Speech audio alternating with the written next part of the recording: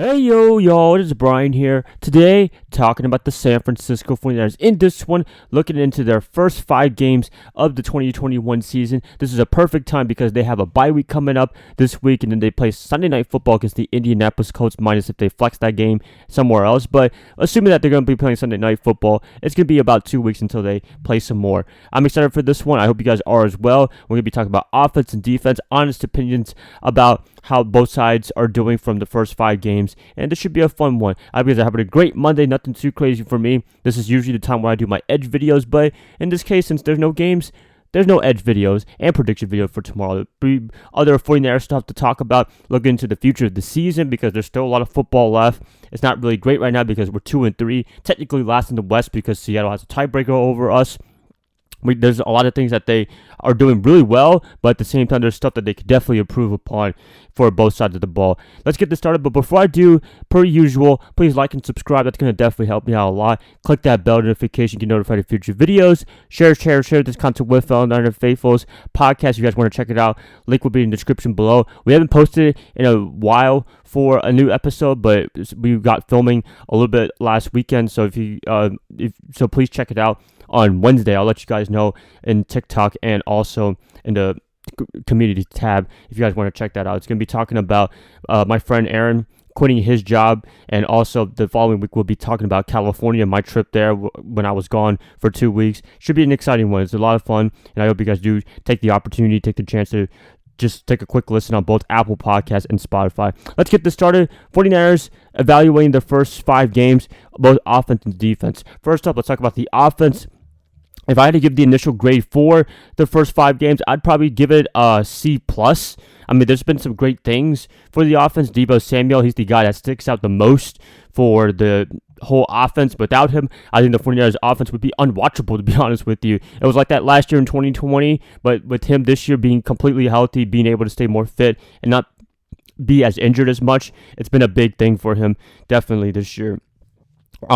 Quarterback situation, Jimmy Garoppolo, he was playing well for the first few games, and then he started struggling a little bit, and then he's ended up getting hurt, which is just so unfortunate right there. Shanahan is saying that he could start against the Indianapolis Colts in a few weeks. We don't know. Too early to tell, but don't write him off completely, but we'll see what he says. Kyle Shanahan, you shouldn't really believe what he says in the media because he can really lie quite a bit or deceive him. There you go. Just like the draft where everybody thought he was going to draft Mac Jones, but they ended up drafting Trey Lance. But for me, and probably all you guys, Trey Lance was the guy, and that's just how smart we are over the media. I mean, gosh, the media, whatever. But anyways, the quarterback situation, it's up and down. Trey Lance made his debut against the Arizona Cardinals, first time full starting, and it was really good, really not great, but we'll see. I mean, there's a lot of potential, a lot of raw talent from what I saw from the first game and a half with Seattle and Arizona last week. There's a lot of encouragement. I think you guys are encouraged as well, but still needs a lot of work in terms of passing the ball and not making any mistakes as much as possible, but you could just tell he could run the ball, very elusive, and you saw the way that Kyle was playing that game. All 4th downs, we're just going to go with Trey. He might be able to get a touchdown or 2 or get that first down, and he only did it one time successfully, and that was it. Other than that, he was so close to a touchdown, but then Isaiah Simmons stopped him at the inch or wherever you want to call it. Man, that was just terrible right there. I wish he would have gotten that. That would have been an awesome rushing touchdown right there. That probably would have won us the game, to be honest with you. But, it is what it is. We can't really do anything about it now.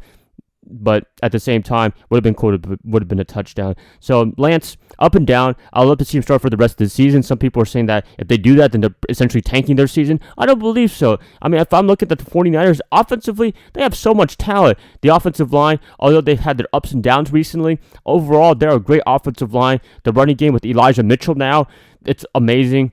And you look at the receiving core, Brandon Ayuk, Deebo Samuel, all those other guys, they're doing great, but they were a little inconsistent in the game against the Cardinals. So I expect them to be even better. Hopefully they're training as much as they can during the bye week a little bit, and then getting onto big practice mode for Sunday Night Football. So overall for the offense, I'm liking it, but at the same time, a lot of improvements need to be made. The running game's been a big concern for me this year. Although I love me some Mitchell, I love me some Trey Sermon, there's just something off about it this year, and it's not really dominating as much, and Jimmy and Trey has been having to throw the ball quite a bit and using their own legs to run around themselves, which is fine, but I think with the 49ers and Kyle Shanahan's way of offense, they have to run the ball successfully in order to win a lot of football games, and that's what they did in 2019. But 2020, 2021, with all the injuries going on, it's been a big struggle, big time. But at the same time, I have full confidence in it when the bye week comes back, and then hopefully they do have a better running game by then. So overall, lot of great things, but at the same time, lots of improvements need to be made, and we'll see what happens for the rest of the season. But I'm giving it a C+. Defensively, for the 49ers, DeMeco Ryans' first year leading the 49ers defense. Right now, really good standing. Arizona game, I was very impressed the way he was call playing it, all the schemes that he did, and the way the players performed. It was awesome right there. I mean, we know Arizona, they have one of the top offenses in the league in terms of yards, scoring, all that cool stuff.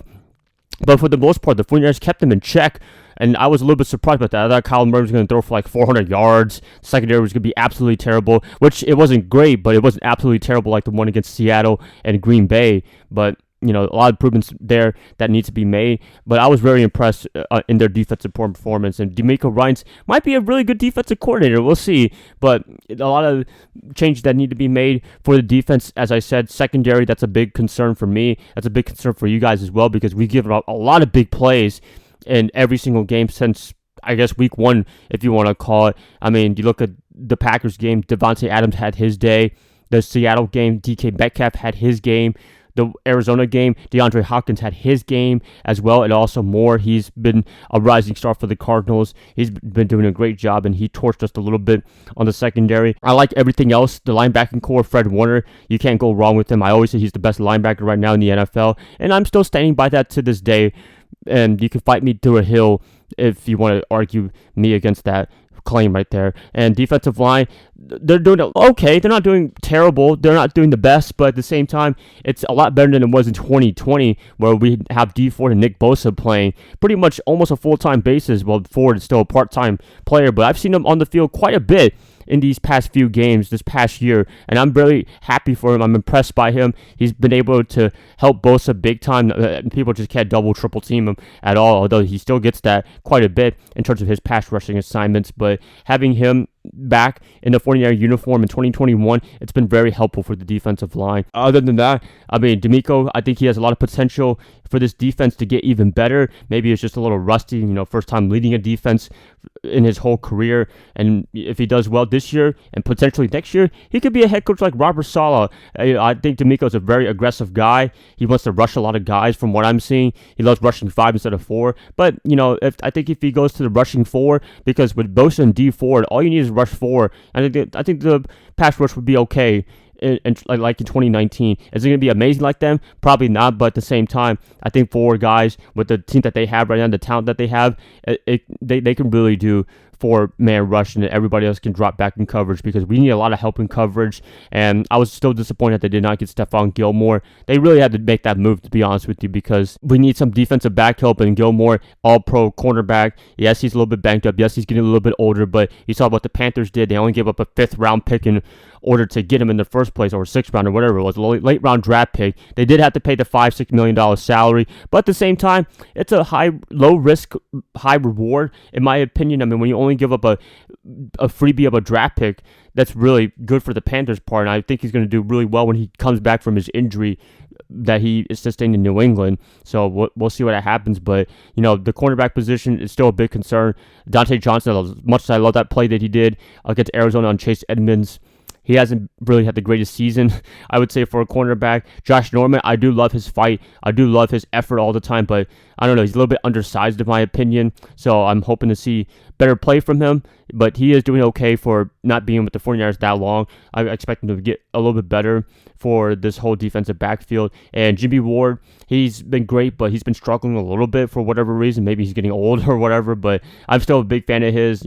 I've been very critical of him for the past few years when he started with the 49ers, but ever since with Robert Saleh putting him back to his natural position and the defensive back, it's been amazing. So I'm hoping to see big improvements there. And that's really what it is. Maybe the first 5 weeks, they were just struggling, trying to find their identity on both sides of the ball. I think they're going to make some big adjustments and improve big time against the Colts. So if I could give a grade for the defense, I'd probably give it a C.